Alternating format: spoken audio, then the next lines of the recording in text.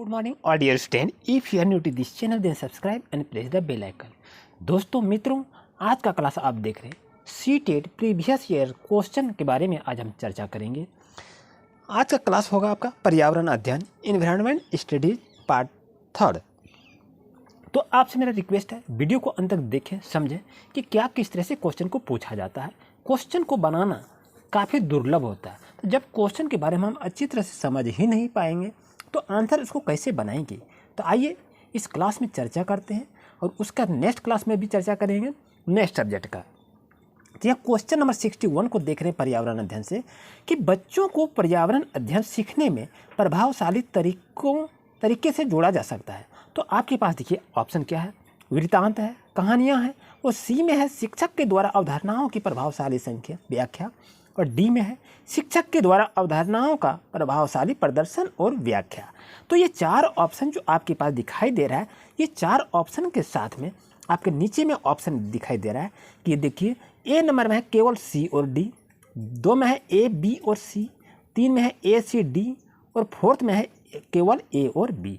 तो आपको इस कहानी को समझना है ये क्या कर रहा है, यानी बच्चों को पर्यावरण अध्ययन सिखाने में प्रभावशाली तरीके से जोड़ा जा सकता है। यानी बच्चों को जब हम पर्यावरण पढ़ा रहे हैं तो उसको किस तरीके से जोड़ा जा सकता है, वृत्तांत से जोड़ा जा सकता है, कहानी से जोड़ा जा सकता है, या किसके माध्यम से जोड़ा जा सकता है। तो करेक्ट आंसर क्या होगा, वृत्तांत से होगा और उसके बाद कहानी से। ये दोनों के माध्यम से यदि हम जोड़ेंगे बच्चे को तो वो पर्यावरण सीखेंगे, पढ़ेंगे और वो अपने परिवेश के साथ वो जुड़कर पढ़ते हैं। तो करेक्ट आंसर आपका क्या होगा, 4th number is correct answer. आइए 62 को हम देखते हैं क्वेश्चन में क्या लिखा है कि पर्यावरण अध्ययन के शिक्षक के द्वारा बच्चों को जानवरों का अवलोकन और उनका चित्र बनाने को प्रेरित करने का उद्देश्य क्या है। ध्यान दें, क्वेश्चन का कहने का उद्देश्य क्या है, अच्छी तरह से समझिए कि बच्चों को हम क्या कह रहे हैं कि जानवर का अवलोकन कीजिए, उसका चित्र बनाइए। तो आखिर हम बच्चों को क्यों कह रहे हैं चित्र बनाइए या अवलोकन कीजिए, तो इसके पीछे में एक रीजन क्या है। तो ए नंबर ऑप्शन है कि बच्चों में सृजनात्मक का विकास करना है, बी में है बच्चों में अवलोकन और रचना कौशलों का विकास करना है, और सी नंबर में है बच्चों में सौंदर्यगत संवेदना का विकास करना है। तो आपको बताना है कि ये ए बी सी ऑप्शन है, तो कौन सा ऑप्शन आपका सही होगा ये आप गेस कर सकते हैं। आइए उसके बाद ऑप्शन आपका क्या दिखाई दे रहा है कि केवल बी होगा, या बी में है 2 में है ए बी और सी होगा, या 3 है केवल ए, या 4th में केवल ए और सी होगा। तो करेक्ट आंसर आपको निकालना होगा। तो देखिए बच्चों को जब हम किसी के बारे में उसका अवलोकन कराते हैं, चित्र बनवाते हैं, तो उसके रीजन क्या होता है कि बच्चों में हम सृजनात्मक का विकास कर रहे हैं, वो सृजन कर रहा है, कोई चीज़ का क्रिएटर कर रहा है। जब वो किसी चीज़ का क्रिएट करता है, नए और बनाने के लिए सोचता है, तो option number A is correct होगा। उसका देखते हैं बी नंबर, बच्चों में अवलोकन और रचना कौशलों का विकास करना। बच्चों को अगर वो कौशल का विकास होता है, कुछ किसी चीज़ के बारे में बना लेता है, तो वो क्या हो गया, उसका स्किल डेवलप होता है। तो ए नंबर भी सही होगा और बी नंबर भी सही होगा। और उसके बाद क्या है, सी नंबर, बच्चों में सौंदर्यगत संवेदना का विकास करना। यानी जब बच्चे किसी तरह से अच्छी तरह से वो फोटो को बना लेते हैं, उसके बारे में सोचते हैं, तो वो उसकी संवेदना का डेवलप होता है, उसका ग्रोथ होता है। तो करेक्ट आंसर क्या होगा, ए बी सी। तो option number 2 is correct answer. और क्वेश्चन नंबर 63 को देख रहे हैं कि निम्नलिखित सीखने में कौन से सिद्धांत का पर्यावरण अध्ययन में अनुसरण होता है। तो क्या होता है, ज्ञात से अज्ञात की ओर होता है। तो पर्यावरण अध्ययन हम लोग क्या करते हैं, किसी चीज़ को देख रहे हैं, समझ रहे हैं, उसके बाद काम को कर रहे हैं। तो ये ज्ञात से अज्ञात की ओर आपका करेक्ट आंसर होगा। आइए 64 को देख रहे हैं क्वेश्चन में कि पर्यावरण अध्ययन में शिल्पकला और चित्रकला के समूह में करके सीखने पर बल दिया जाता है, क्योंकि यहाँ कह रहा है क्योंकि यहाँ पर देखिए आपके पास ऑप्शन क्या है कि कक्षा की अनुशासनहीनता को रोकने के लिए समूह में सीखने शिक्षकों के लिए एक आसान बहुत प्रभावशाली युक्ति है। बी में है समूह में सीखना सहपाठी द्वारा सीखने को प्रोत्साहित करता है। तो सी में है देख रहे हैं समूह में सीखना कक्षाओं में सामाजिक अंतःक्रिया को बेहतर करता है। और डी नंबर में आप देख रहे हैं कि समूह में सीखना पर्यावरण अध्ययन के पाठ्यक्रम को समय पर पूरा करने में सहायता करता है। तो आपके पास इस तरह से आप देख रहे हैं कि 4th ऑप्शन को आप देखें तो सही ऑप्शन को आप चुनिए। आपके पास ये देख रहे हैं, आपके पास ऑप्शन है, तो सही ऑप्शन को चुनकर आप बता सकते हैं कि आपका आंसर क्या हो सकता है। तो करेक्ट आंसर आपका होगा बी और सी। तो ऑप्शन नंबर बी और सी क्यों होगा इसके बारे में देखते हैं। क्या कह रहा है कि समूह में सीखना सहपाठी द्वारा सीखने को प्रोत्साहित करता है। यानी समझिएगा कि जिस भी आंसर में आपका प्रोत्साहित दिया हो तो वो आपका पॉजिटिव होता है, और जिस चीज़ में अंतः क्रिया करके समूह बनाकर सीखते हैं तो वो आपका क्या होता है, करेक्ट आंसर होता है। तो देखिए आपका क्या कार्य है यहाँ पर, समाज से जुड़कर समूह को निर्माण करना है। तो ये आपका आंसर क्या होगा, बी और सी इज करेक्ट आंसर। आइए उसके बाद देखते हैं यहाँ पर क्वेश्चन नंबर 65 में क्या लिखा है कि निम्नलिखित में से क्या पर्यावरण अध्ययन को सीखने का सबसे प्रभावशाली संसाधन क्या है, बता सकते हैं। ये 4 ऑप्शन आपके पास दिखाई दे रहा है, ऑप्शन को चुनें, समझें और देखें। तो करेक्ट आंसर आपका ए, बी और सी होगा, क्योंकि पर्यावरण अध्ययन किससे मिलता जुलता है, परिवार के सदस्य से मिलता है, समुदाय के सदस्य से मिलता है और कक्षा से जुड़ता है। तो ये आपका option number A, B, C is correct answer. Question number 66 को देख रहे हैं कि एक कक्षा 5 की शिक्षक एक क्रियाकलाप का संचालन करती है जिसमें वह कक्षा के बच्चों से फर्श पर चीनी के कुछ दाने डालने की कहती है और उनकी चींटियों के आने का इंतजार करने को कहती है। यानी कह रहा बच्चे को कि नीचे ज़मीन पर चीनी डाल दीजिए और वो चींटी आने का इंतजार करती है। तो बच्चों को इस क्रियाकलाप से अर्थपूर्ण सीखने को मिल सकता है। यदि शिक्षक आप बताएंगे कि आपके पास ये क्या रीज़न है, क्यों वो कहा कि चीनी को ज़मीन पर रख दीजिए, उससे बच्चे को क्या शिक्षा मिलेगा।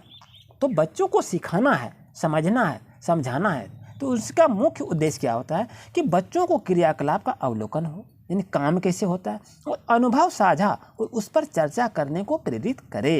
यानी जिस भी चीज़ में अगर बच्चे को हम प्रेरित करेंगे तो वो आपका क्या होता है, वो पॉजिटिव थिंकिंग होता है। तो आपका करेक्ट आंसर होगा। आप देख रहे हैं यहाँ पर क्या कह रहा है कि बच्चों को क्रियाकलाप से संबंधित प्रश्नों को घर से करने को प्रेरित करती है। जी नहीं, अगर बच्चे को हम घर से क्वेश्चन बना के लाने के कहेंगे तो ये आपका नेगेटिव होता है, ये गलत आंसर है। और बच्चों को क्रियाकलाप का अवलोकन करने को प्रेरित करती है, ये कभी हो ही नहीं सकता है। इसलिए ऑप्शन नंबर 4 देखते हैं, क्या बच्चों को अपने अनुभव साझा करने को प्रेरित करते हैं, नहीं। तो बच्चों को क्रियाकलाप का अवलोकन करना है, उसका अनुभव और साझा उसके साथ और चर्चा भी करना है। ये देखिए 1, 2, 3 आपका 2, 3, 4 ऑप्शन में जो है सब मिला के आपका 1 नंबर में लगा हुआ है। आप कहेंगे ये भी सही है, ये भी सही लग रहा है, ये भी सही रहा है। सीटेट का क्वेश्चन ऐसा लगता है कि आप देखेंगे कि चारों ऑप्शन होगा आपका सही होगा, लेकिन आपको सही ऑप्शन को छांटना है कि कैसे उसको छांटेंगे। तो करेक्ट आंसर आपका होगा ए नंबर। आइए 67 क्वेश्चन को देखते हैं। 67 क्वेश्चन में कहता है निम्नलिखित में से कौन सा पर्यावरण अध्ययन में सीखने की रचनात्मक आकलन का साधन नहीं है। देखिए आपका यहाँ दिया है नहीं है, ये नेगेटिव वर्ड को खोजना है। तो रचनात्मक आकलन से नहीं है कि वार्षिक उपलब्धि परीक्षण को नहीं लेनी चाहिए, जबकि ये आपका पॉजिटिव थिंकिंग है। तो करेक्ट आंसर आपका 2 number is right answer. 68 question में आते हैं, देखते हैं क्या करता है कि निम्नलिखित में से किसको पर्यावरण अध्ययन में बच्चों के आकलन में दूर करना चाहिए। तो आपके पास 4 ऑप्शन दिखाई दे रहा है, सही ऑप्शन को चुने। तो करेक्ट आंसर होगा आपका 3 नंबर, क्योंकि यहाँ बच्चों के उत्तरों को सही या गलत में आंकना है, ये आपको इससे दिया जाना है। तो करेक्ट आंसर आपका होगा बच्चों के उत्तरों को सही या गलत आंकना। यानी आंकलन के संकेतों का उपयोग नहीं कर सकते हैं, बच्चों को सीखने के गुणात्मक आंकलन नहीं कर सकते हैं। और कक्षा E5 के EVS पाठ्यपुस्तक प्रत्येक पाठ के अंत में दिए गए आज हमने क्या सीखा पर चर्चा करना चाहिए, नहीं होगा। तो करेक्ट आंसर आपका 3 नंबर होगा। क्वेश्चन नंबर 69 को देख रहे हैं, नीचे दिए गए पक्षियों की कौन सी प्रजाति झटके से अपनी गर्दन आगे पीछे करती है। तो करेक्ट आंसर होगा मैना। आइए चलिए देखते हैं 70 क्वेश्चन को देखते हैं। नीचे दी गई सूची पर विचार कीजिए कि कछुआ, घड़ियाल, कौवा, बत्तख, मछली इस सूची में निम्न में से कौन सा दूसरे से भिन्न है। तो करेक्ट आंसर होगा आपका कौवा। आइए चलिए देखते हैं 71 नंबर क्वेश्चन को क्या कह रहा है कि ये आप देख रहे हैं शहर और राज्य इधर है, इधर इसका खाना पसंद है, तो आप इनको मिलाना है। मिला के अब देखिए, अपना प्रैक्टिस कीजिए कि इसका आंसर क्या होगा। आइए इसका आंसर देख लेते हैं। इसका करेक्ट आंसर आपका 4th नंबर होगा। आइए चलिए देखते हैं नेक्स्ट क्वेश्चन में। 72 क्वेश्चन को देख रहे हैं कि घरों के नीचे दिए गए विवरणों पर विचार कीजिए। यानी यहाँ पर देखिए हर एक जगह का घर लिखा हुआ, घर दिया हुआ है। इस घर का रीजन क्या है यहाँ देख सकते हैं अच्छी तरह से कि घर कहाँ कहाँ पर किस तरह से होता है, आप देखें। और उसके बाद आपसे जो आंसर दिया हुआ है इसको चुनें कि इनमें से कौन सा सही है। तो करेक्ट आंसर आपका होगा ए और सी नंबर, क्योंकि राजस्थान में गाँव के लोग मिट्टी के घरों जिनकी छतें कंटीली झाड़ियों की होती है में रहते हैं। ये हाँ ये सही है। आवास में जब देखेंगे तो आपका राजस्थान में गांव के बारे में बताया है, जो कि इससे ये सूट करता है। और सी नंबर में देख रहे हैं कि लेह में पत्थर के 2 मंजिले घर बनाए जाते हैं, नीचे की मंजिल पर जरूरत का सामान और जानवरों को रखते हैं। तो ये भी आपका सही है। तो करेक्ट आंसर होगा आपका ए नंबर। वीडियो अगर काफ़ी अच्छा लग रहा है तो दोस्तों आपसे रिक्वेस्ट है लाइक कर दीजिए और कमेंट अवश्य करेंगे। क्या आपको टैग वर्ड भी चाहिए कि जिस तरह आप क्वेश्चन को देखेंगे और आंसर को आप बता सकते हैं, उस टैग वर्ड CDP से मिलता जुलता आता है, इसमें EVS से भी आता है। तो अगर आपको वो टैग वर्ड चाहिए जो कि आप उस टैग वर्ड को यदि याद रखते हैं तो आपको क्या होगा, 10 नंबर 15 नंबर क्वेश्चन को आप ऐसे ही उस टैग वर्ड से आप कंट्रोल कर सकते हैं और अपना इम्प्रूव ज्ञान को बढ़ा सकते हैं, और आपका जितने भी नंबर उसमें हो तो वो 10-15 नंबर की बढ़ोतरी हो जाएगी। तो आइए 73 क्वेश्चन को देखते हैं कि हाथियों के विषय में नीचे दिए गए कथनों पर विचार कीजिए। यहाँ देखिए, यहाँ आपका हाथी से संबंधित ही क्वेश्चन यहाँ पर लिखा हुआ है, ऑप्शन दिया हुआ है, तो ऑप्शन में चुनिए कि आखिर ऑप्शन सही कौन सा है। तो करेक्ट आंसर आपका होगा, आप अच्छी तरह से देखें, पहले समझिए, और उसके बाद ये रहा आपका आंसर कि आंसर क्या होगा। एक नंबर होगा C, D और A। करेक्ट आंसर क्या होगा, C, D, A is right answer. आइए चलते हैं नेक्स्ट पेज पर। देख रहे हैं यहाँ पर क्या है कि 74 क्वेश्चन क्या है, नीचे दिया गया कौन सा एक समूह जड़ों का है, तो यानी जड़ के समूह को निकालना है। तो 2 नंबर करेक्ट आंसर होगा गाजर, चुकंदर, मूली। आइए 75 क्वेश्चन को देख रहे हैं कि रेगिस्तानी ओक नाम का एक पेड़ है जो पाया जाता है, कहाँ पाया जाता है, ये ऑस्ट्रेलिया में पाया जाता है। अधिकतर दोस्त क्या करते हैं, अरब अमीरात लिख देते हैं, अबू धाबी लिखते हैं, जो कि गलत होता है। आइए 76 क्वेश्चन को देख रहे हैं, ये रहा आपका क्वेश्चन को धीरे से पढ़िए, समझिए और उसका आंसर को लिख सकते हैं, ये मैथमेटिक्स से संबंधित है। उसके बाद क्वेश्चन को देख रहे हैं 77 क्वेश्चन का है कि कौन सा अंतर्राष्ट्रीय ख्याति प्राप्त वेट लिफ्टर है, तो ये Karnam Malleswari is right answer होता है, जो कि आप अच्छी तरह से जान रहे हैं। क्वेश्चन को देख रहे हैं 78 में क्वेश्चन क्या कह रहा है, उच्च ज्वर, तेज बुखार के साथ कंपकपी जिसका उपचार सिनकोना पेड़ की छाल से किया जाता है, तो वो किससे होता है, क्या उससे फायदा है, आपको बताना है। तो उससे होता है मलेरिया दूर भागता है। तो आपका आंसर क्या हो जाएगा, 4th number is correct answer. आइए उसका 79 क्वेश्चन को देख रहे हैं कि नेफेथनिस वह पौधा है जो शिकार करता है के विषय में नीचे कुछ कथन दिए हुए। देखिए यहाँ आपका जो है, यहाँ नेफेथनिस के बारे में लिखा हुआ है, इसको अच्छी तरह से देखिए कि ऑप्शन कौन सा सही होगा। आपके पास ये ऑप्शन रहा, ये ऑप्शन देख रहे हैं 3 नंबर करेक्ट आंसर होगा, केवल A और B सही होगा। तो पहले दोस्तों मित्रों आप अच्छी तरह से देखें कि यह क्या कह रहा है, ये क्या कह रहा है और ये क्या कह रहा है, और इसको देखने के बाद तब आप आंसर को मिलाएंगे तो आपका काफ़ी ही इम्प्रूव हो जाएगा ज्ञान को। 80 नंबर क्वेश्चन को देख रहे हैं कि भारत की आज़ादी से पहले महात्मा गांधी ने जिस दांडी के समुद्र तट पर अपनी प्रसिद्ध यात्रा की थी वह भारत के नीचे दिए गए किस राज्य में स्थित है, तो आपका आंसर क्या होगा, Gujarat is correct answer. 81 question को देख रहे हैं कि तमिलनाडु के निकटवर्ती राज्य कौन से हैं, तो आपको चुनना है, इसमें अच्छी तरह देख लीजिए, 2 नंबर सही है। और 82 को देख रहे हैं, इसका आंसर भी आपका क्या है, सही, 2 नंबर करेक्ट आंसर है। क्वेश्चन को अच्छी तरह से पढ़ लीजिए, ऑप्शन को भी अच्छी तरह से देख लीजिए और सही ढंग से आप अपना इसे आप सेटअप कर सकते हैं कि आंसर इसका क्या सही हो सकता है। आइए चलिए देखते हैं नेक्स्ट क्वेश्चन।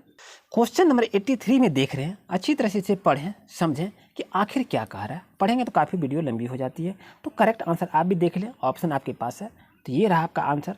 और 84 नंबर क्वेश्चन को देख रहे हैं कि चेराओ नाच कहाँ के लोग करते हैं, तो आंसर आपका होगा Mizoram is right answer. 85 question को देख रहे हैं कि बच्चों को पर्यावरण पर अध्ययन को सिखाने के लिए खोजने के द्वारा पर्याप्त समय दिया जाता है, और यह इंगित करता है, क्या इंगित करता है, आपके पास 4 ऑप्शन है, सही ऑप्शन को चुनें और देखें कि आंसर क्या होगा, तो करेक्ट आंसर होगा 1 नंबर। आइए चलिए देखते हैं 86 क्वेश्चन को देख रहे हैं कि 86 में क्या कह रहा है कि पर्यावरण अध्ययन कक्षा 3 से 5 के लिए एक विशेष क्षेत्र है जो संकलित करता है, क्या संकलित करता है, तो आपके पास 4 ऑप्शन है, सही ऑप्शन को देखकर आप अपना प्रैक्टिस कर सकते हैं। ये प्रीवियस क्वेश्चन के बारे में हम चर्चा कर रहे हैं कि अच्छी तरह से देखें, ये क्वेश्चन बार बार रिपीट होते जा रहा है। 87 क्वेश्चन को देख रहे हैं कि निम्नलिखित में से क्या पर्यावरण अध्ययन के संदर्भ में सही है, तो अब देखिए क्या सही होता है, 1 2 3 4 ऑप्शन है, तो आप देखकर इसे सही आंसर बताएं। दोस्तों मित्रों, अगर आप बार बार सीटेट के एग्जाम लिखे हुए हैं और अभी तक आप क्वालिफाई नहीं कर पाए हैं, तो आप हमें कमेंट अवश्य करें कि आपकी परेशानी क्या है, आपको समझने में कहाँ परेशानी हो रहा है, उस समस्या को हम दूर करेंगे। और आप हमारे इस एडवाइस को अगर आप यूज करेंगे तो आप इस बार सीटेट का एग्ज़ाम आप क्वालिफाई कर जाएंगे, ये मेरा पूर्ण विश्वास है, क्योंकि इसे हम अच्छी तरह से प्रैक्टिस करके यूज करके देखें, जो कि काफ़ी लाभप्रद होता है। आइए 88 क्वेश्चन को देख रहे हैं, निम्नलिखित में से क्या पर्यावरण अध्ययन में बच्चों के द्वारा ज्ञान की रचना में महत्वपूर्ण है, तो ये A B C D आपका 4 ऑप्शन है, सही ऑप्शन को चुनें और ग्रुप में से ये डालें कि देखें कि कौन सा ग्रुप आपका सही होगा। A में है A C D, 2 में है केवल C, 3 में है A B C और फोर्थ में केवल AC। तो सही आंसर आपका 3 number is right answer. 89 question को देख रहे हैं बच्चों, दोस्तों मित्रों, निम्नलिखित में से कौन सा पर्यावरण अध्ययन पाठ्यक्रम के सुझावित प्रकरणों का उप प्रकरण है, यानी प्रकरण का उप प्रकरण है। तो जानवर इज आपका राइट आंसर है, इसे अच्छी तरह से याद रखें। और 90 क्वेश्चन को देख रहे हैं आपके पास है। क्वेश्चन को अच्छी तरह से दोस्तों पढ़ें, समझें, क्योंकि पढ़ेंगे तो काफ़ी लंबी वीडियो बन जाती है। आपको डिफिनेशन करना हमें अभी नहीं आए हैं, अभी आपको दिखा रहे कि किस तरह से क्वेश्चन को पूछा जाता है। आज की क्लास में आप दोस्तों देखें EVS की क्वेश्चन को हम दिखाए। ये 30 क्वेश्चन EVS का था, जो कि परीक्षा के दृष्टिकोण से काफ़ी महत्वपूर्ण है। अगर आप हमारे चैनल पर नए हैं तो अभी सब्सक्राइब कर लीजिए और CTET की तैयारी बरकरार जारी रखिए। आपको बहुत ही बेसिक ढंग से, एकदम नीचे ढंग से बताएंगे, जो कि आप परीक्षा को क्वालिफाई कर जाएंगे। तो वीडियो को पाते ही आप कमेंट अवश्य करें और CTET की तैयारी बरकरार रखें और हौसला बुलंद रखें। क्या इस बार आप CTET अच्छी तरह से आप पास कर जाएंगे, ये मेरा पूर्ण वादा है। मिलते हैं नेक्स्ट वीडियो में। Thank you for watching my video.